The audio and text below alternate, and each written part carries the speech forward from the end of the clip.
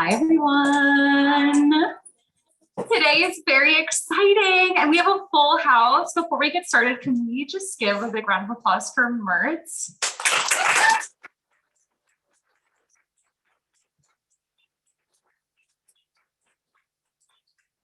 I've been looking forward to this event ever since I found out that we were doing it. So I'm very honored to be the person to introduce Mertz and Billy Wayne tonight. Thank you so much for coming. Like I said, we are celebrating the publication of Mertz's latest book, Burning Butch, a memoir, and they are joined by Billy Wayne Coakley for a reading and conversation. So just a little bit about myself and White Whale quickly. I'm Halsey, the events coordinator at White Whale Bookstore. And for those of you who don't know, if this is your first time here, White Whale Bookstore is a family-owned general interest independent store located in the Bloomfield neighborhood of Pittsburgh. Our store motto is conversation, community, and culture, and we strive to be home for book lovers. Our events programming features local, national, and international writers and translators reading, discussing, and celebrating literature of all genres and for all ages. So if you're here tonight, here's just a few events coming up that we think you might be interested in. On Tuesday, May 10th at 7 p.m. Eastern Time, you can join us in the store again for the launch of Ashley Bell Peterson's acclaimed novel, The Crocodile Bride. It's out in May from Unnamed Press, and she'll be joined by local author Irina Rain for a reading and conversation. And there is a pre-order campaign for The Crocodile Bride. For the first 50 books bought, there's an enamel crocodile, so if crocs are your thing, check out the book. Highly recommend. And then on Thursday, May 12th at 7 p.m. Eastern Time, we're really looking forward to virtually hosting Hill Malatino on tour for his latest book, Side Effects on Being Trans and Feeling Bad. And then Hill will be in conversation with Zena Sharman, author of The Care We Dream of, Liberatory Transformative Approaches to LGBTQ+ Health. You can join us online for that. And then you can find out more about these events and RSVP if they're online at whitewhalebookstore.com, or if you look by this fabulous jar of peaches or of peach candy, we also have a list of events coming up as well. So you can just have that flyer for reference. We are currently live streaming this event on Zoom for folks at home. So hi, everyone who's on my little tiny phone over here. And just so you know, the door at the back of the cafe is locked. At the end of the event, I will be unlocking it, so you're not trapped in here, so don't worry about that. And yes, thank you, Jill. That side is open. And then we do have copies of Burning Butch in stock. And then you can get a Burning Butch match box that matches with every purchase. I know. Thank you. I've been working on that pun all day. And you're also welcome to hang out. I actually encourage you to hang out in the store, just take a look at some of the books. We definitely have some really fabulous titles that would pair really well with Burning Butch. So if you're curious about that, I'm happy to give recommendations. And we will be having a conversation. So please stay tuned for that. And first, after I introduce Billy Wayne will then introduce R.V. Mertz, and then we will transition into the conversation between the two of them. And that's all from me as far as the logistics of the thing. So now I get to introduce the fabulous Billy Wayne Coakley. Billy Wayne Coakley is from coastal South Carolina, the greater Charleston area. He is ethnically Gullah and Geechee and comes from an extremely large family. His father is the oldest of 9 children. His mother is the youngest of 12. He was raised in a deeply religious household. His mother is a preacher. His father is a deacon. He was a boy soprano, first at church, then with secular choral music. In college, he became a boxing champion for Navy. I know, we can clap for being a boxing champion. For Navy while singing in the United States Naval Academy Men's Glee Club. During his sophomore year, he was kicked out from the Annapolis for violating Don't Ask, Don't Tell. He officially came out of the closet in the MFA program at University of Pittsburgh. His work exists at the intersection of his heritage, race, religion, music, athletics, and sexuality, the contradiction, cognitive dissonance, and hypocrisy it took to survive adolescence and young adulthood nearly broke him. until he started laughing at it. First an irreverent thought, then a joke. Soon after, blasphemy became a pastime and satire a weapon. Now he's uncorked and slightly unhinged and committed to do one thing, die laughing. His latest project, a comedy album called 101 Reasons Why You Ain't Black, is available online. Please help me welcome Billy Wayne Coakley.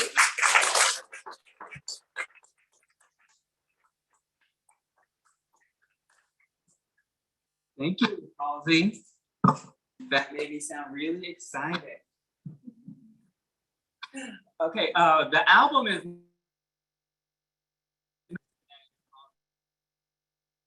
but I promise that the album will be out May 27th.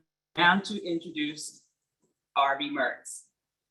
R.B. Mertz is a trans non-binary butch poet and artist. They wrote the memoir, Burning Butch, the essay, How Whiteness Kills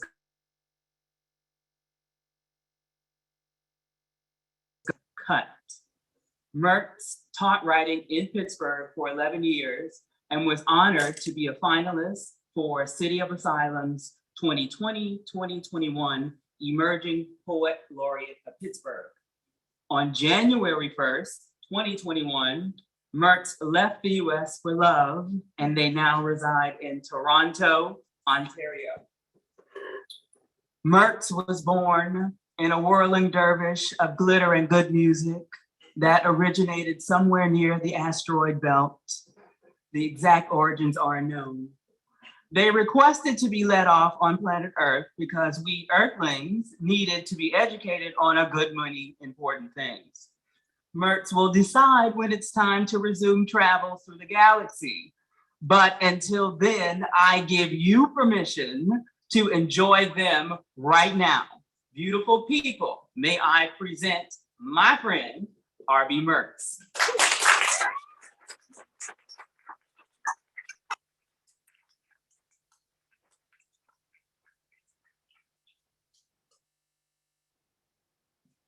Hello, beautiful people.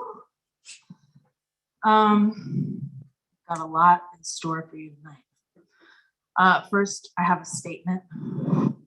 That's what you have to start off every reading with, a political statement. Then I have also some poems because I love to read poems. Thank you for your support, Halsey. I'm not totally sure I'm supposed to read poems right now because I'm publishing this book of prose, but I don't care. I'm gonna do what I want.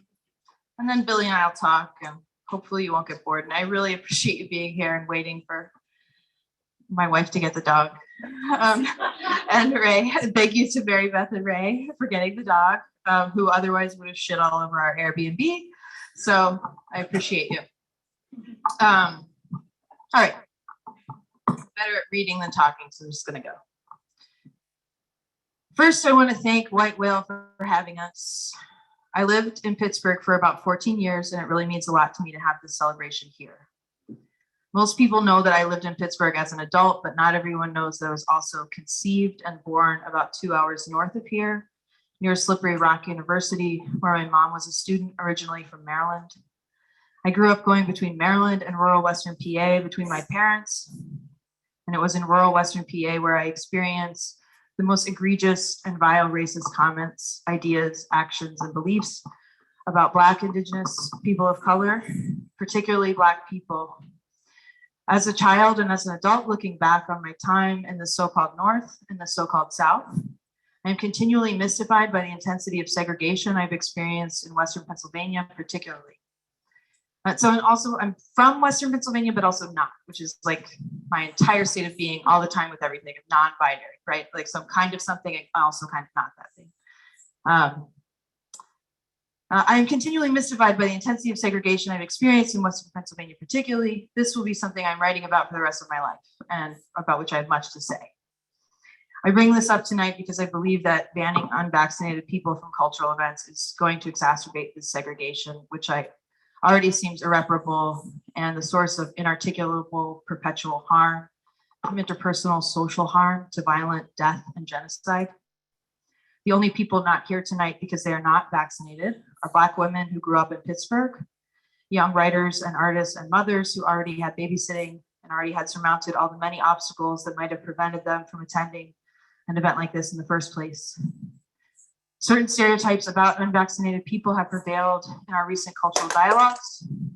I encourage you to put aside these stereotypes and consider and to understand that, like so many choices to do with one's body, the reason not to get vaccinated remain varied and vast. While it may be the position of some that the onus is on the individual to get vaccinated, the fact remains that vaccination decisions are made within communities and cultures, and that these things are complicated. Specifically, the decision to get vaccinated requires a level of trust in institutions that have directly participated in the egregious, violent crimes against humanity, specifically against Black, Indigenous people of color, and Indigenous people of color on this continent. While it is easy to dismiss Trump supporting white guys who are hypocritically telling the government to keep their laws off their bodies, these are not the only people that this policy excludes. This policy is also excluding many Black, Indigenous people of color who have generational trauma at the hands of the United States government and who have been direct victims of forced sterilization, medical experimentation, and other legal government-sanctioned, medically approved violence. While I'm happy to tell the anti-vax white guys that they're idiots for not listening to their doctors, I'm hard-pressed to make the same argument to any person of color in the so-called country. These issues are not in the past. According to innumerable methods of calculation, Pittsburgh has the worst health outcomes for Black women than any other place in the United States.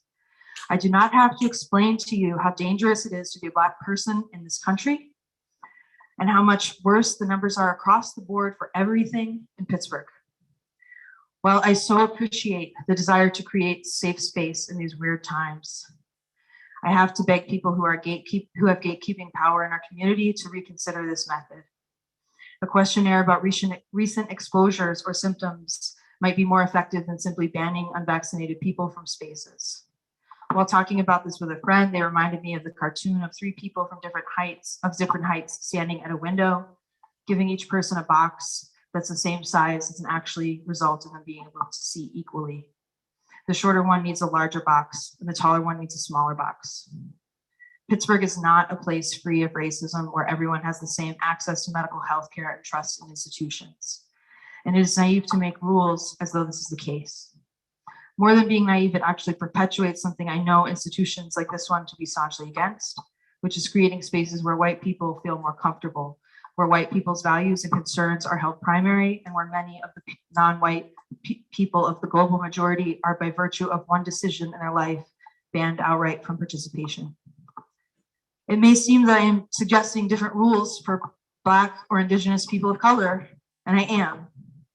If we are going to live in a society that continually privileges white people in economic, legal, and cultural spaces, cultural gatekeepers should consider this context and start giving privileges to Black, Indigenous, and people of color.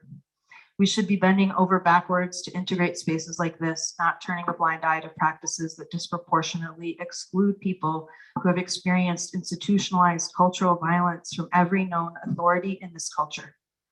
We are trained to see racism as a man in a KKK outfit walking down the street, when far more harm comes from hospital administrators or court-appointed attorneys or loan officers or parole officers or teachers determining the fate of people of color whose lives they hold in their hands.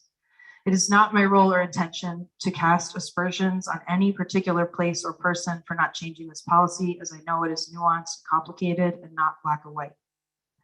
What is clear to me is that if we continue to socialize and share art and public spaces only with people who think exactly the way we do and who value what we value, we will be further codifying the types of segregation that already are so pervasive in the city and on this continent. Ironically, Fantasia Edwards, who's one of my most amazing students ever, at many months pregnant in my classroom, wrote an essay about how integration never actually worked and wasn't such a great idea in the first place. And I want to shout out to Fantasia forever. She brightens up my day so much by email and was not able to be here tonight. I'm going to take a drink of water and then I'll read some poems.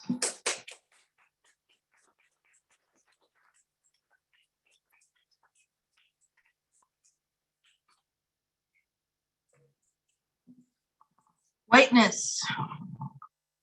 Whiteness makes the sky and stars a metaphor. Whiteness makes what is supposed to be beautiful, beautiful into weaponry. Movies, love, home, school, sex, food, water, spirit. In Birmingham and in Cannonball, Kyle Bull Connor picks his teeth with a man's rib bone and spits tobacco in history's space. In my alternate memory, we tour the museum of what could have been. In the gift shop of how the world wanted to be, you can buy a book of all the lost names and a movie of what it would look like here if white people had never come. This poem's for Daniel Forsyth's high school students. Daniel's my friend from college, and he was a priest, and then he now is a high school teacher in Texas. So both closety. But he says that the high schools of Texas are far more free and welcoming to him than the Catholic Church. And he asked me to write this poem because he was teaching his students about Medusa and was not allowed to teach them the poems that he found about Medusa that were cool, in which Medusa experienced sexual pleasure, because sexual pleasure is not something you can talk about in Texas public schools, even though you can talk about sexual assault and all violence of many kinds. And Medusa was sexually assaulted. It's a bit of a revision, I think, to say that she was enjoying the experience. So this is my poem for it's the Medusa of Bryan Adams High School, Dallas, Texas. And it's not the pop star, Bryan Adams. It's a different one who's named as a high school for some reason. So for the students of Mr. Forsyth, I'm sorry. I know you've heard this story before. You know how in school you can tell the truth about violence, sometimes about rape, but not about love. It's the same old story. Girl goes into building, meets impressive man. He does what men do. Boys will be boys. It's a man's world. Same a few thousand years ago as it is today. She went in and came out different. She went in princess and came out witch. That's what happens to girls who go into buildings. I know you know the ending.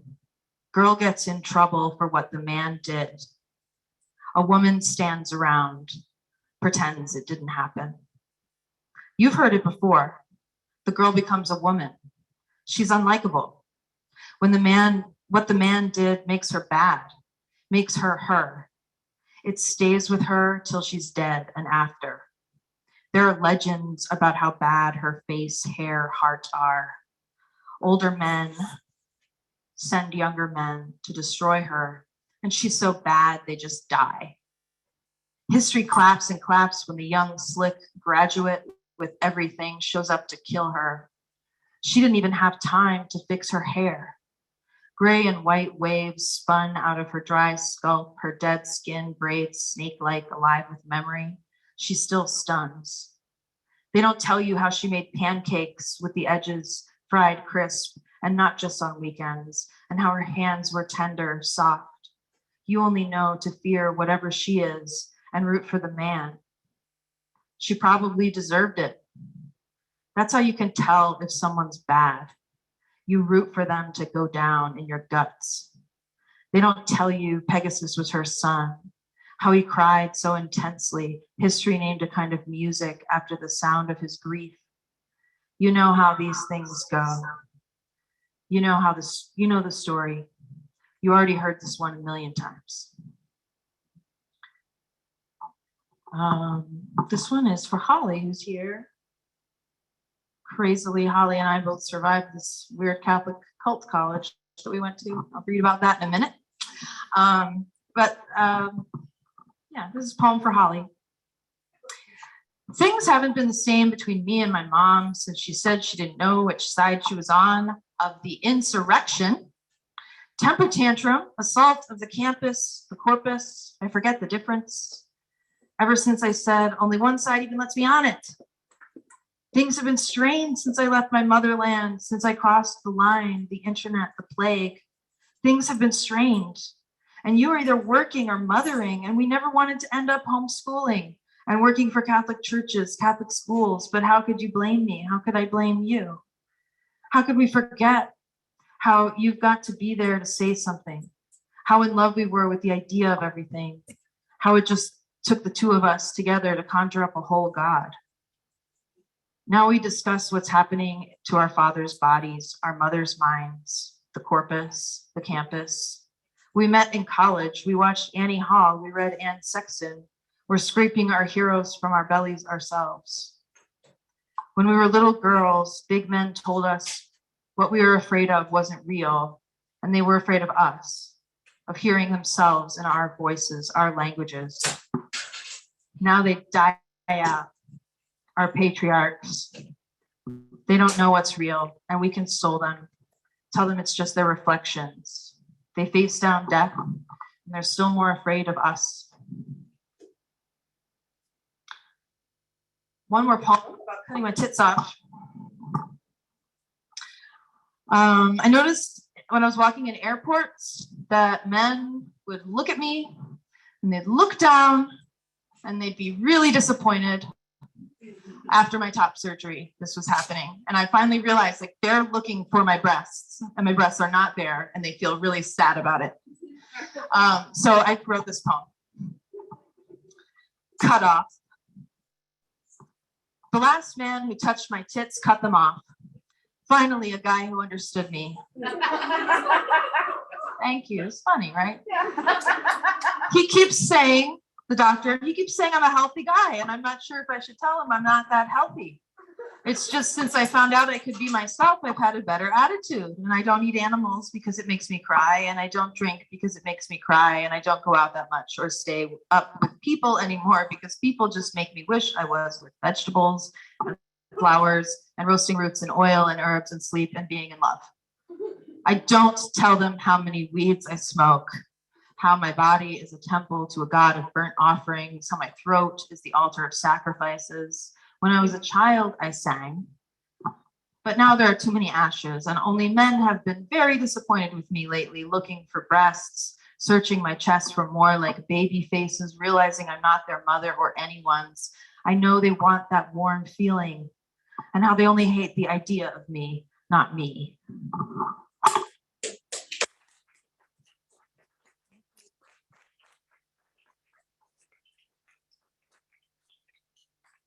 All right, I'm gonna read from this book. Some of the characters of this book are in this room, which is so beautiful. This is about the first time my mom tried to put a dress on me. That's not the problem. This is 1986 or 87. Mom was determined to get the dress on me. The more she struggled, the more the dress resisted me, and the more I screamed my resistance to the dress. It wasn't too small, and the opening at the neck wasn't too tight for my head to fit through. The neck was unzipped enough. I was too young to put my pain into words. It wasn't the dress that I objected to. Not then, not yet. It was the pin hidden inside the dress, the weapon my mother didn't even know was there. She knelt on my bedroom floor beside me while Dad stood in the doorway, looking down on us. Mom had gone the day before to the only place in town to get a dress for a little girl in the rural one video store, Pennsylvania place Dad refused to leave. Here they still use pins to attach price tags to clothes. I don't remember what the dress looked like, just the piercing, persistent stab of the sharp stick pin in my cheek. Dresses were for making women accessible. Dresses were for making babies. Mothers were for putting dresses on their little girls. Pins were for putting little imperceptible holes in things. Fathers were for making wounds, poking and interfering and saying you didn't know anything. I could never tell what Mom knew or didn't know. Dad said something that sounded mean. Mom had an MA in economics, but the one thing she didn't know yet was that there were men who could love her without saying things like that. The pin was twisting farther and farther into my cheek, and Mom couldn't tell that the harder she pushed, the deeper she was hurting me.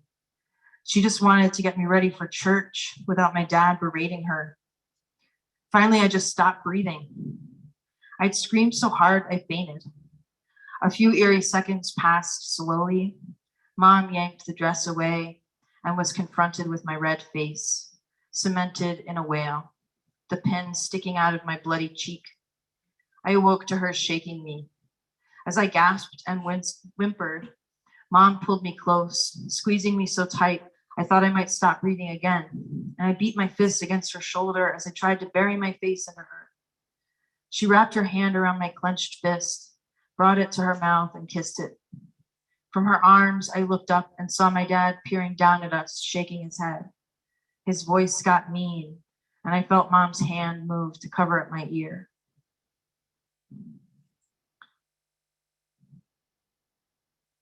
Then I went to cult college to find Jesus.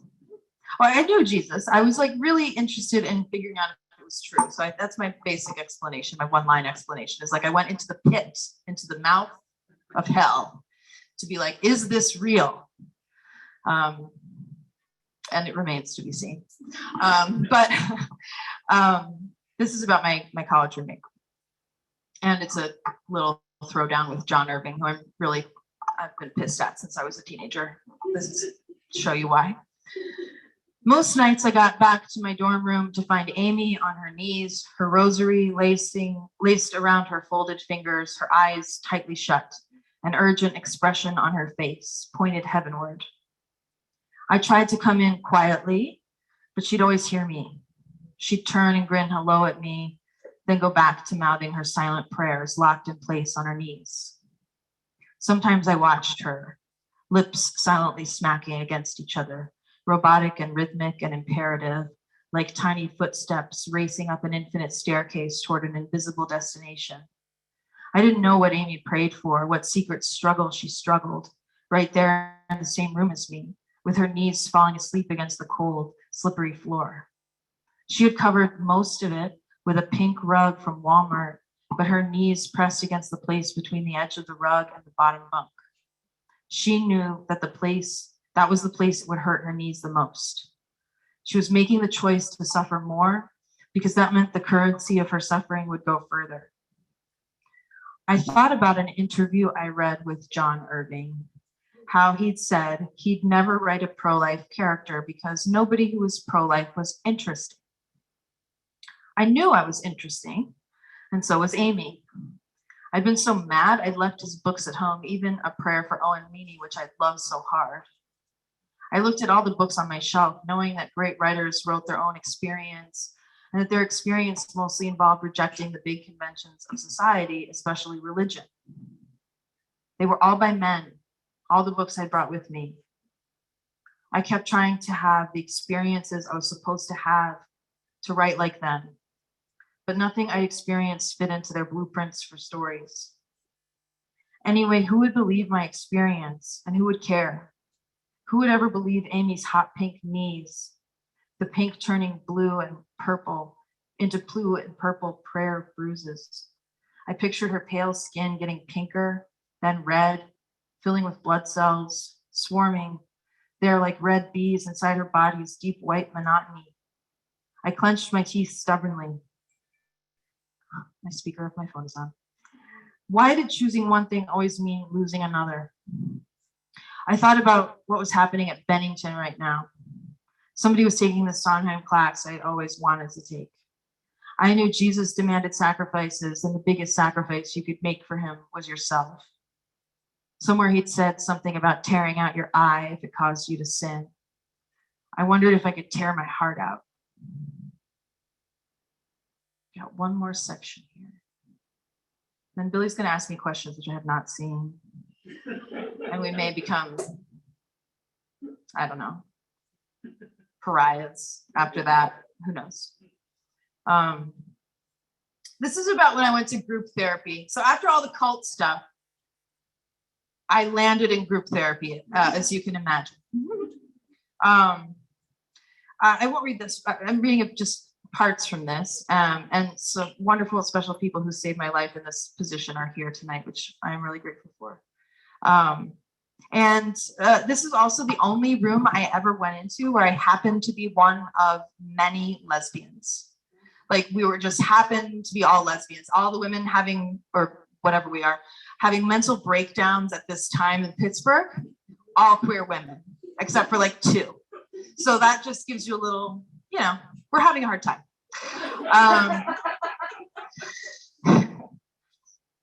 The group therapist was passing out workbooks, plain packets like I used to get of poems in graduate school, except this one just said skills training manual on the front. Some part of me wanted to laugh, but my laugh was broken.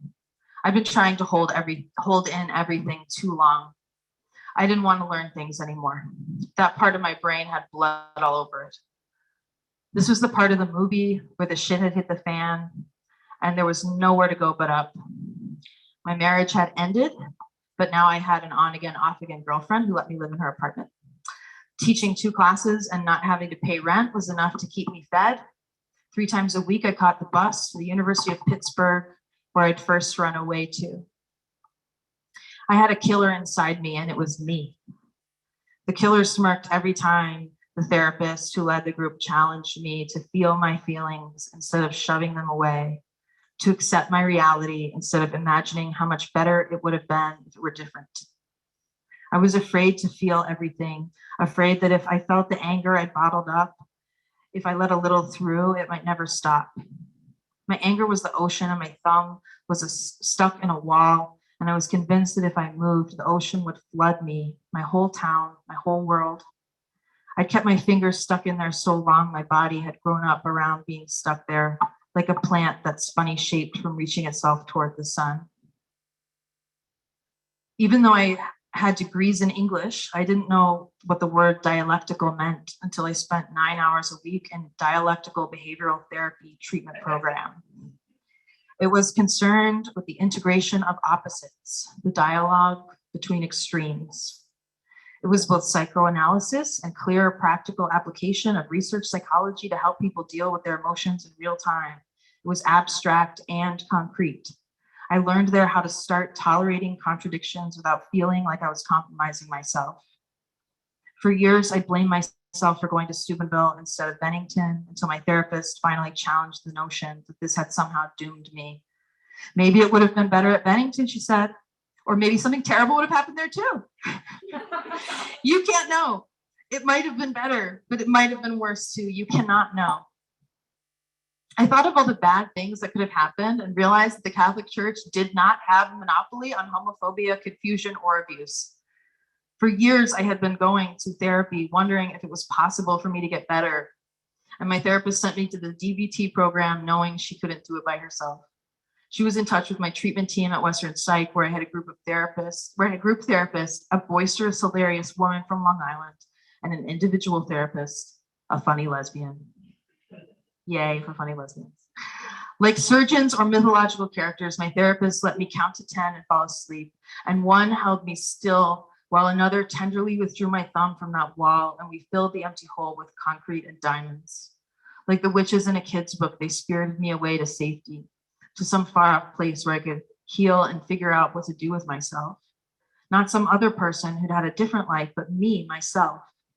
When I let myself feel my feelings, I realized the anger had already come out, mostly toward me, over the years, and the things I was really afraid of were over now.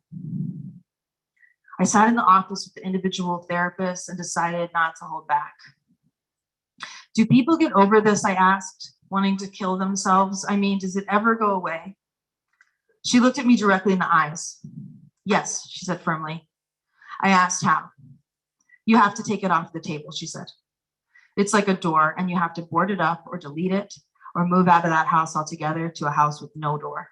She laughed. Maybe that metaphor is limited. I knew they all were. I felt like I'd been building my life on top of the door, even when I pretended it wasn't there.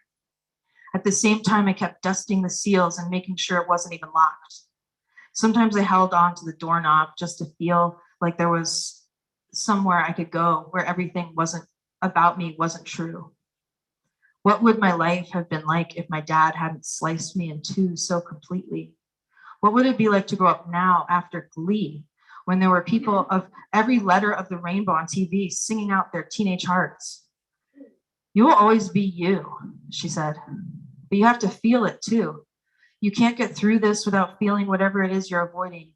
You want to kill yourself because you want to escape, and that made sense for a while. That's what acceptance is about, my therapist said, referring to the skill in our workbook. I hated acceptance. I'd only been able to carve out my identity to stay alive by not accepting things. And here was a workbook on how to stay alive, telling me that I had to learn how to accept the things I could not change, like the past. But you are not set in stone, my therapist was saying. If anybody's life proves that, yours does.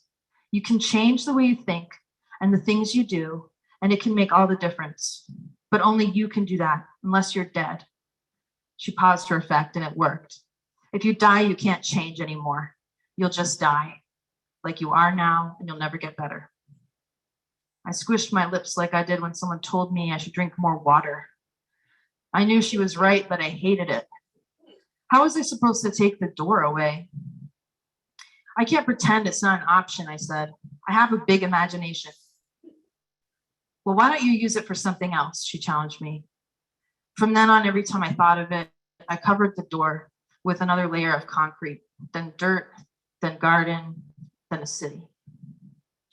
I graduated from the intensive outpatient program about the same time as two other lesbians, one in college and one a few years older than me, married with a kid.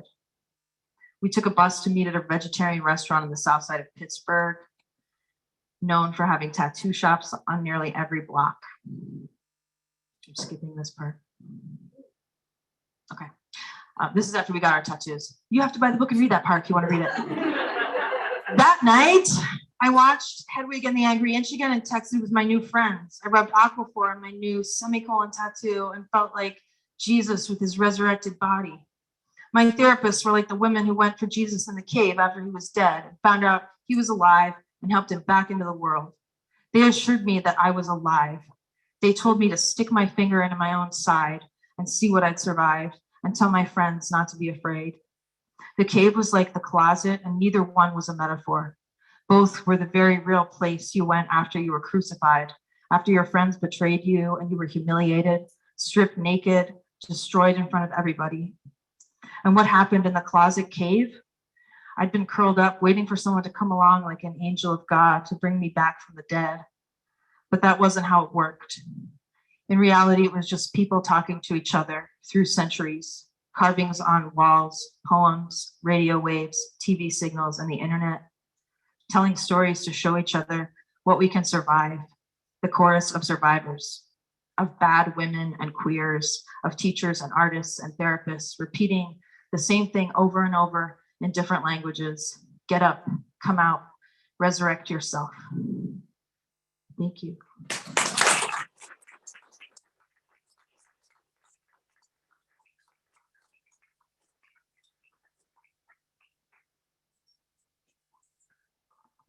Billy's gonna ask me questions. Yes. Okay. Yeah, if you, well, you can do this.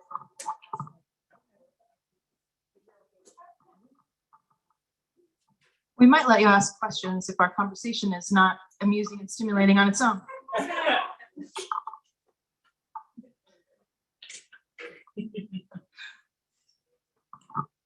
Okay.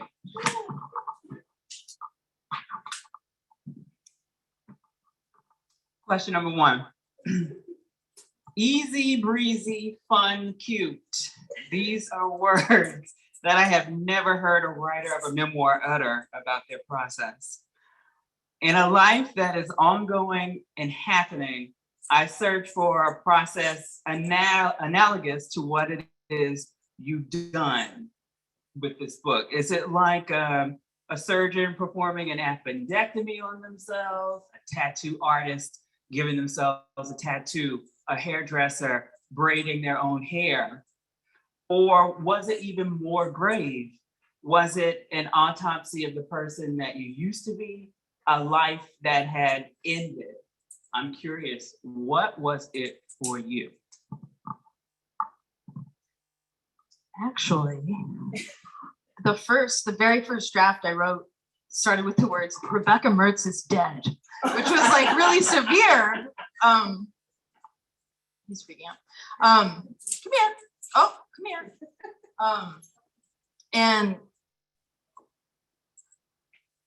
what was your question? So was it like, so you felt more like it was brave, like it was an autopsy of the person that you Yeah. used to be?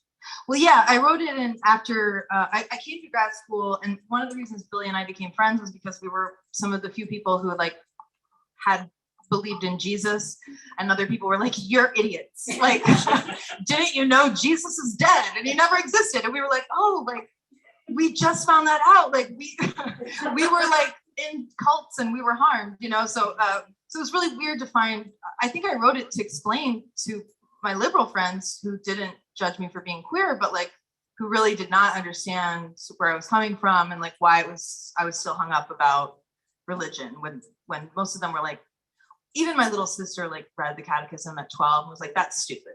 Like she had a better bio dad than me. I think that was the real explanation there. But yeah, like I think it was to explain this was not just something that I could have shrugged off.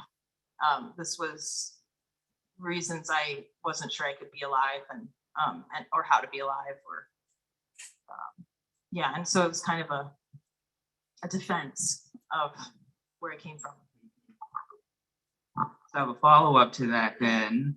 The I in the book, is that then a character? Do you consider that I a character? Or is that the same I that you would look in the mirror today and say, is that this? It's not the same, or is it? I think it's the same, because this is interesting because Billy's a fiction writer and I'm a poet. And so people just assume that poems are true and about your life and are full of literal details, which I read a really great interview. One of my favorite poets is Frank Bedart, and he wrote this poem about his mother violently disposing of a pet of his, which is very disturbing. And I read this interview, he's like, "Oh yeah, she didn't do that, but that is a metaphor. Like she did that, you know what I mean? Like that's real." And so in poems, you can really get away with that, but in sentences, people really care about sentences and apparently might sue me. Like I have to be worried about that. We don't think that they will sue, but stay tuned, they might sue. But yeah, like people take it a lot more seriously. It's a really interesting phenomenon because if you write something in a poem, nobody gives a shit. Like nobody, literally this bookstore is probably full of poems admitting to crimes that no one cares about. But if you write it in a memoir, that's something that people, and if it gets attention, right? Like it's also like it's a mark of success if someone thinks enough of your memoir to sue you. It's like, yay. But but it's still not something you want to happen. And yeah, it is. I think it's me as when I published the book. Like even when I published the book, I remember I was like, "Oh yeah, I'm gonna get top surgery, but I'm never gonna take testosterone." And now I'm like, "Well, I might take testosterone." So and I like wrote a play about how like I had this conversation with my mom, and I was like, "Not gonna take testosterone," and then I was like, "Well," like the play got published, and everyone was like, "Cool, now we understand your gender," and I was like, "Yeah, that's just TBD. Like I don't understand my gender either." So so it's me as of the last draft that was handed in, and everything after that could be changed. Right. So this next question is about process. I want to read a little excerpt.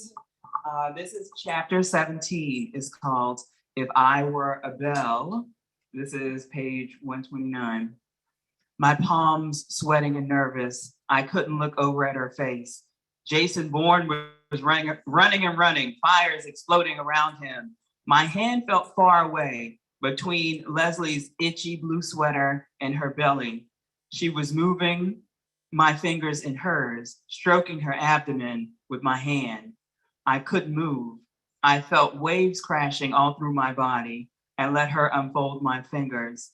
The flames of hell flashed through my head to the beat of a soundtrack I could hear now. Even though I knew I'd never be able to hear it again or find it on any CD, I was terrified of her and everyone around us and God, but more terrified that if I moved away, I might never know where I was running toward. I turned out the light and got into bed, into her arms. She gripped me tight and I felt her heart drumming through her chest into mine. All the words I knew started falling away, even God. Somehow only she and I mattered, and what we wanted and how it was the same thing. It was particular and vast at the same time. I need a cigarette and a drink after that. That is steamy. I told you before, I think when we met up in Philadelphia a few weeks, I think you should write a romance novel. That would be great. But there was touch in there. There was sight, sound, smell, taste to combine to evoke a feeling. Memoirs are creative nonfiction. When you were writing these scenes, particularly that one, I'm wondering how you accessed them. Was it only through memory, or was it a more sensual experience? Did you need to access the feeling first and build story once you access the feeling? And did you need a cigarette after you finished? I smoked many cigarettes. I did quit smoking.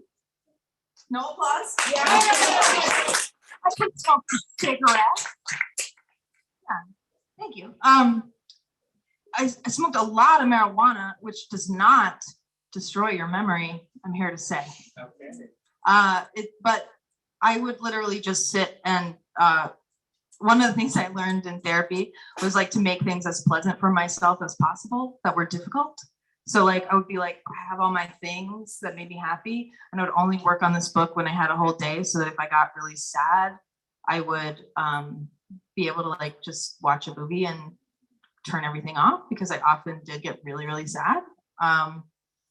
So that I think actually just took a lot longer, because I was not able to just work on it after work or on the weekend. Even sometimes I had to work like in the summer or on teaching breaks. But yeah, I didn't find it that hard to remember once I would go back to the place in my head and like start, think of like I really just started at the beginning, like when I was little. What do I need to tell about when I was little to explain what goes on later, And so I wrote a lot and took out a lot. And I think once you put your you take your mind to the place in your memory, then you can access a lot more detail about that than if you're just, if you say like, what was it like in 1997 on Thursday? I don't know. But if you ask me like about my first communion and I sit here for a while, then like more and more details will emerge about my first communion. And likewise about all kinds of other stuff. So people ask me that a lot. Like I never remember enough to write a memoir. And I think you can get it. Like it's not always pleasant. And you have to have good coping stuff around you, because if you're going to write about real shit, right? But yeah, it's not something like, just because it's not on the surface now doesn't mean it's not there. Which I think therapists and writers and teachers all know. Yeah. Okay. I told Mertz I had 10 questions here. They did not want to know any of them, so let's see. 26 more minutes to monopolize these people. Oh, okay. Well, let's get, I know what I want to ask. So I'm sure you've all heard about the whole Amber Heard and Johnny Depp situation, right? And I love YouTube, and there is a channel on YouTube called the Behavior Panel. And I just kind of stumbled on it, and they were analyzing Johnny Depp's testimony. And there were 4 of them, and they broke it down. It was really, really fascinating, but they said something, and I thought, this could be a question, or it led me into that direction of what could be a question. So one of the panelists spoke about his ability to disassociate. And that person went on to say, dissociative capacity is a tool that a lot of good actors have in their arsenal to dissociate when they play a role that's really, really tough. And this ability to dissociate does not leave their body once they yell cut and they go home. My favorite actor, Forrest Whitaker, who won an Oscar for The Last King of Scotland, went on to tell Oprah in an interview that after he finished filming, he forgot the way home. Like he did not know how to find his house and somebody had to come and get him. And when I think about the I in this book, I think that I was a great actor. And I think that I was also playing a role which allowed them to survive. Would you have any thoughts about that? Yes. I read like most of the important books of Western literature, I think, as a child, dissociating from my life around me. Like actually now it's really difficult for me to read without doing that. So I watch a lot more and I listen to things versus reading, because to get into a book, I have to just like let my brain go somewhere else and like my personality go away, which is not, I've learned, a healthy thing to do. So yeah, I kind of think about that as that's what taught me. That's why I love literature. That's why a lot of the books that I still teach, I read while I was young and I was doing that. So I still will, kind of skim them a bit, but it's really hard for me to read without dissociating. And yeah, I think now my quality, people are always like, you call me on my shit. Like, you don't let me just, do something or say something. Like, you always tell me what you think. And I'm like, I'm doing that. Like, I didn't know. I just don't lie because I lied so much. And I had to lie about everything all the time. And so at a certain point, I just had to stop doing that. And it feels like dissociating to me to lie. It feels like going into some other state where I'm just kind of reacting and responding to something that's coming at me versus being in control and having my literal wits about me. So yeah, I think I could have been a great actor. I was into it when I was little. I was like, I can do that. Like, I want to do that. Now I'm like, oh yeah, I can't do that because I'll go insane. Like, I will definitely go insane. I think that's even why I kind of stick to writing nonfiction now too, because to make stuff up is something that I did as a child so much to protect my father who was abusing me, and to protect other people from their own sort of from the reality of what they were teaching me and how that was harming me. I had to pretend all the time. And so, yeah, it was like acting, but, but real. So I did feel an affinity for that art form, but then I had to run away. Thank you. That was a good answer.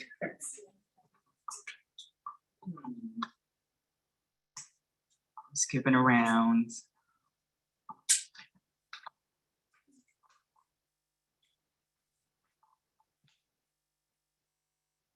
So there are moments throughout the book where your observations are really sharp, funny, and dare I say, comedic. I want to read a passage that literally made me laugh out loud. Yeah, it's funny that you think it's going to be full of abuse. Very funny. Very humorous. It's from chapter 9. It's called Unworthy of Your Love. So you've just gotten to Franciscan. It's 2002. You walk into your new dorm room and there is a half-naked Jesus spreading his arms wide with ecstasy upon the cross, a loincloth falling carefully over his vaguely bulging groin. This and other posters featuring the risen Lord adorn the concrete walls of my dorm's hallway and most of the bedrooms of everyone I've met the first day in Steubenville. Everyone wanted to be closer to him or look like they were. Since I had applied late, I'd been assigned a last-minute room with Amy, an RA who was supposed to have her own room. She had decorated every wall with the pictures of Jesus and Mary, but mostly Jesus. Jesus in all kinds of positions and scenarios with lights surrounding him and shooting from his palms and his side and his feet for the Romans to pierce them. Little shadows of blue sticky tack bled through some of the pictures like ghosts. Postcards of Jesus in various holy situations consumed the eye from every corner of available wall or desk space. A banner in the window showed Jesus embracing the lamb, and several statues of Jesus ranging in size and style sat stiffly on the sill. From a souvenir infant frog, attended by several plastic features I recognized from anti-abortion activism, and a handsome Jesus being crucified. A little blood was painted, dripping down his stomach, collecting at his crotch's mysterious swell. His eyes looked imploringly toward heaven. Was he praying or was he rolling his eyes? That last line kind of got me. The environment sounds intense, to say the least. For those who haven't purchased the book, this is the first page of your entry into, I think, the university. Can you talk about your decision to use humor? Was it intentional, or did it come through onto the page fully clothed comedically already? That one.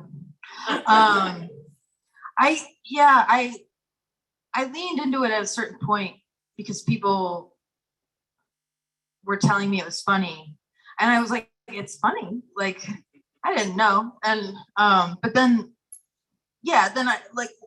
I've had a real trouble being funny in writing. I'm funny in person, I think. Like, people tell me I'm funny, but then when I try to write something, it's like, oh, that made me cry all day, you know? And I was like, well, did you get the joke in there though? Like, was that a clever joke at the beginning? So it is both with this book. It's like there's a lot of funny, and then there's a lot of like, I want to beat that guy up after I read the book. And like, I cried all night, you know?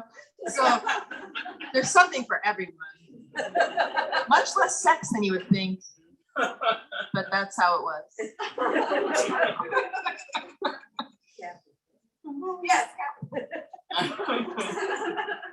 So every title chapter is the title of a musical, a song from a musical. Is that correct? Yes. Okay. What's wrong with musicals? The tone of the book, in some parts, it actually reminded me of Crazy Ex-Girlfriend in a lot of ways. Thank you. Yeah. In some parts, it's the rhythm of it captures the rhythm of musical theater. This is setting and a plot, a character, characters with different desires, and a confrontation. And the emotions start at a simmer and build to a boil. In a musical, that's where we get a song. I'm wondering, this utterance, Burning Butch, do you think it can exist in musical form? Do you think that Burning Butch could be a musical?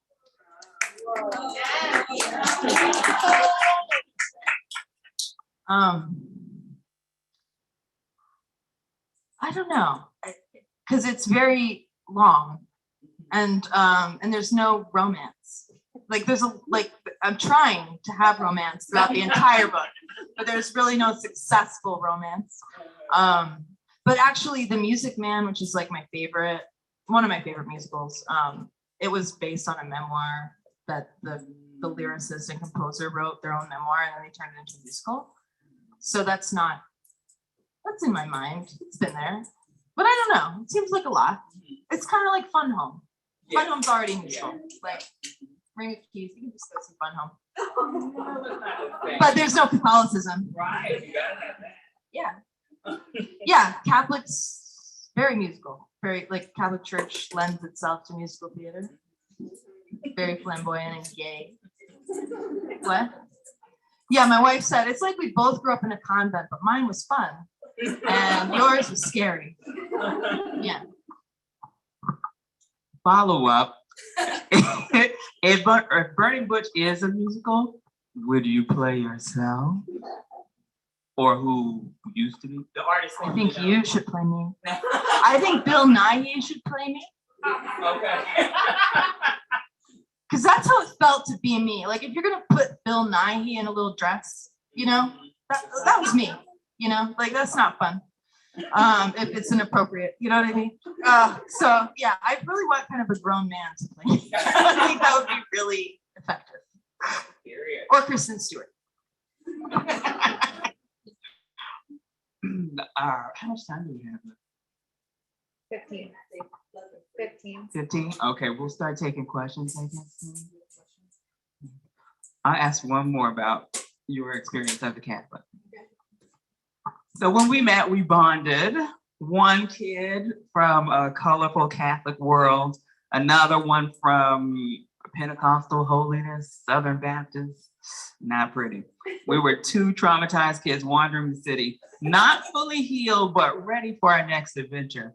I would say I'm not a Christian now, but I'm spiritual. I just adhere to the principle, don't be crappy to other people. And that gets me pretty far. But lately I've gotten into some African spirituality, some astrology, human design. I just figured out what that was. I don't even know, but apparently I'm a 4-6 generator. I want to know, what is your relationship now, if you have any, with religion?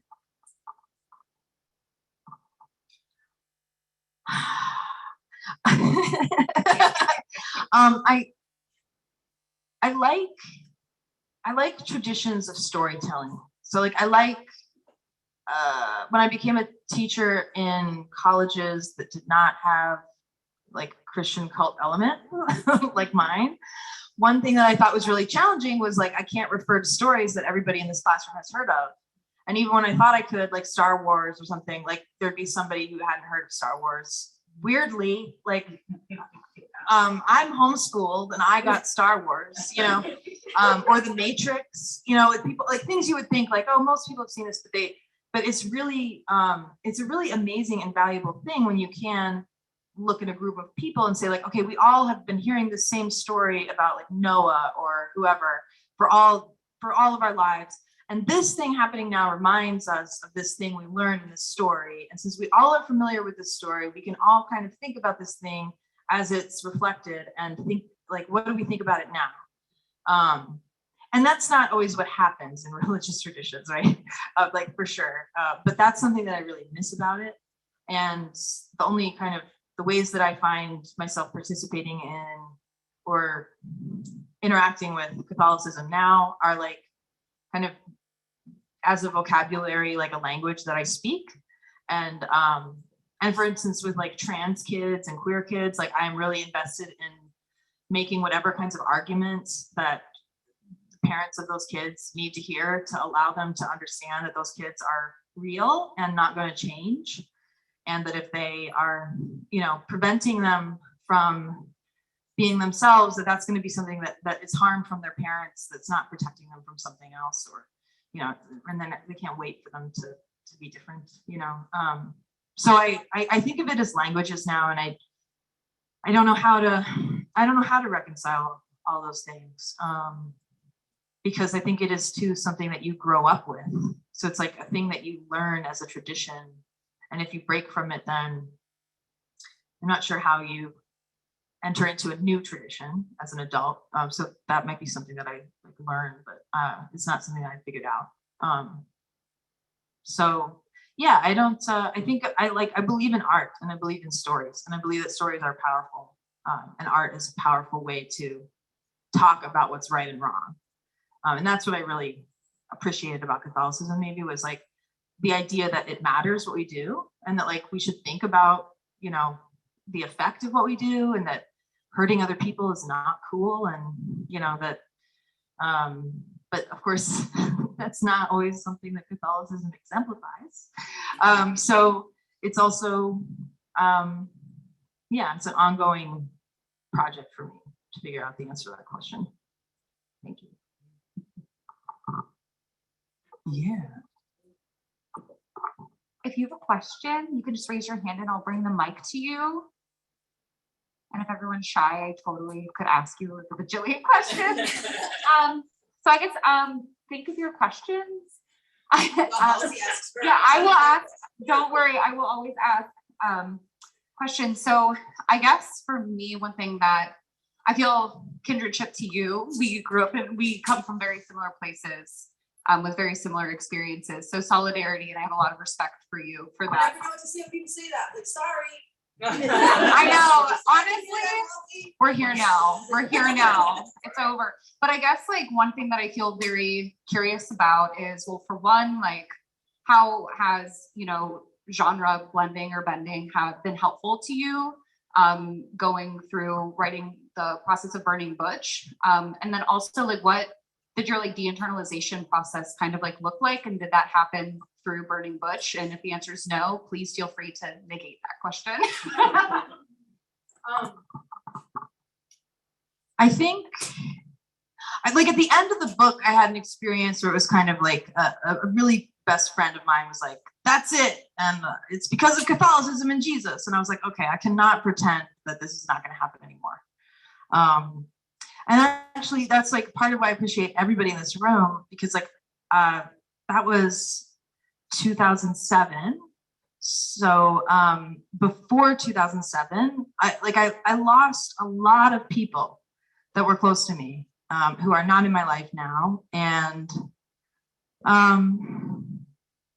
that was really hard and horrible. And it took a lot of therapy and a lot of new friendship and healing through just learning how to trust people and learning how to not expect everybody to kind of cut each other off based on ideological differences, which is now a thing that's happening a lot.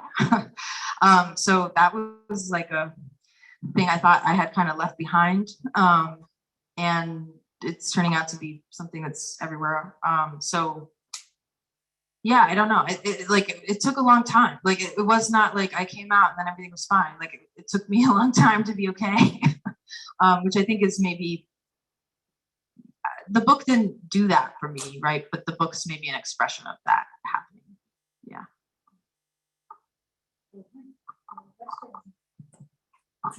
And feel free to lower your mask so it's easier to talk into the mic. Hey, buddy. Hey, buddy. Hey, so I was just wondering, one of the things as a former Catholic that I really relate to in your story is the times you felt like an immediate need to go to confession to unburden yourself. And I was wondering, so like I have that nature now as a human. Like if I do something that I think other people don't like, I have to call someone and tell them. And I was wondering if you still experience that like throwback to how you were raised. I know, thank you. Yeah, like it took me a long time to not feel like there were like God and like the whole host of angels and saints were not just like watching me all the time, because maybe they are, but like it's kind of invasive to think of them doing that all the time.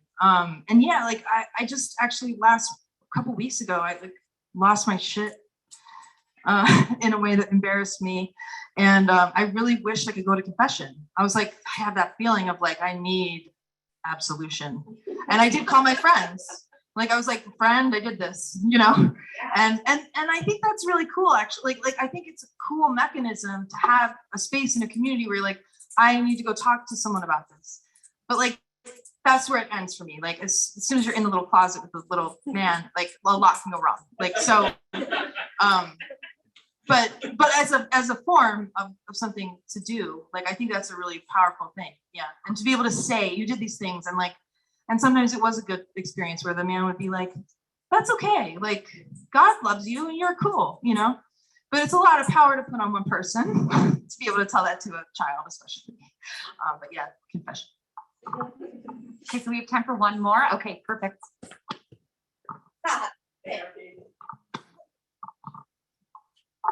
So first, I just want to thank you for this book. And I just have a comment first. I've read lots of drafts, and I'm so struck by the kindness. You know, all the shit that happened to you, and you're able to recount these stories of abuse, of violence, of oppression, and there's this kindness. And when I think about you, like I just think of just how much you are motivated by love, and it comes through in the book. Like you're kind to all the people in this book, and I know personally that some of them don't deserve that kindness. So I'm so appreciative, and I think it's there's something about you, you know, that you just how central love has always been for you, like seeking love and loving people. And I think, you know, you're a person who can do anything for love. So first, I just want to thank you for this book and yeah, and the kindness in it. So, okay. So then my question more about the writing, and this is like Billy, you talked about how the musicals are so formative and the language of musicals. And the other piece that sort of goes with them are the scriptural passages. So I'm curious to hear you say more about how you queer the scripture. And so how you're using the words, like I know even one of those fabulous tattoos on your arm is the first line of John's gospel. So just to hear a little bit more about how you use scriptural language and how you queer it.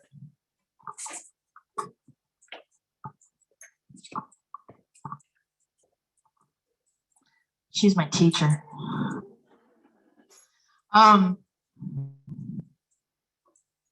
Well, I think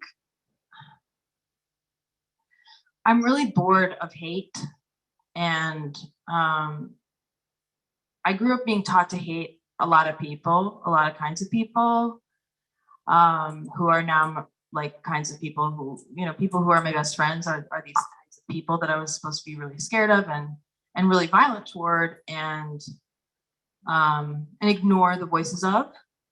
And that was something that I really wanted to convey, was that like, even though I was growing up in this culture, subculture of a lot of intolerance and meanness, within that, there were also people who were kind, and within, I don't know, it was like a confusing struggle for everybody in that situation, I think. And there were some people who took advantage of this culture where people were worried about kindness to take even more advantage of people and be even worse to them. And I was so resistant to that, like as a younger person too. Like I was just like, I know that there's not something wrong with me because of all these good things that I'm hearing about love. Like love seems really good. And like loving your enemy seems like a really powerful, strange, bizarre thing to be able to do. And that was something that I was like really trying to figure out what that meant.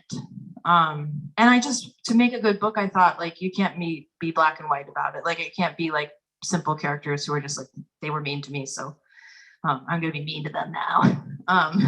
And it just didn't make them interesting, right? Because if you look at anybody, I think you see some humanity in them and some way to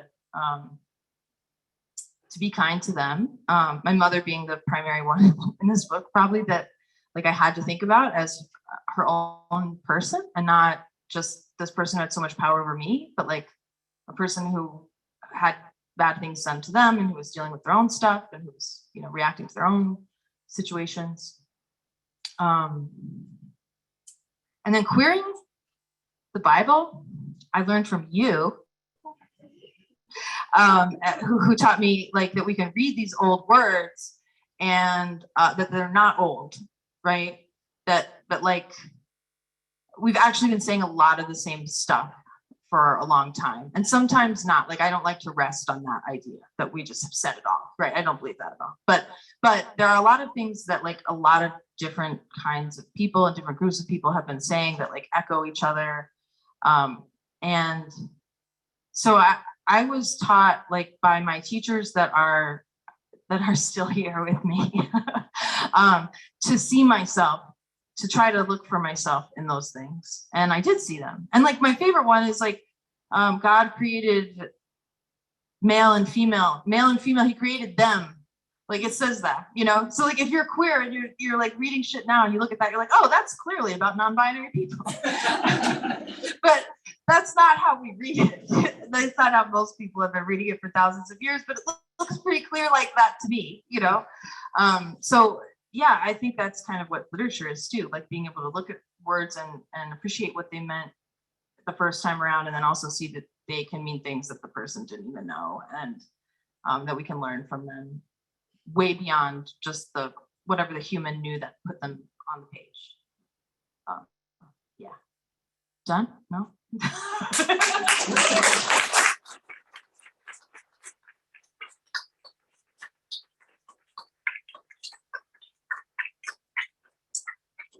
What a fabulous reading. So I know we can clap again. I encourage it. Let's do it again. So I just want to say that Mertz will be at this table signing copies of Burning Butch. So if you have not yet got your copy, now is your chance to have the author here in the flesh signing your book, and you can talk to them and, you know, give whatever praise that you would like to them at the table. So yeah, please feel free to hang out, browse around. Let me know if you have any questions. I'm more than happy to get your hands on one of these books. Thank you so much for coming. To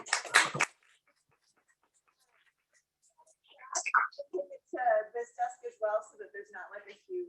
Yes.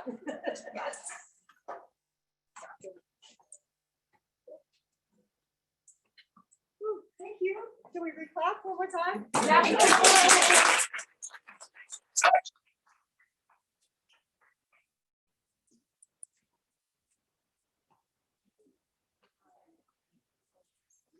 Hey, Mary. Yes. How do I do that? I am.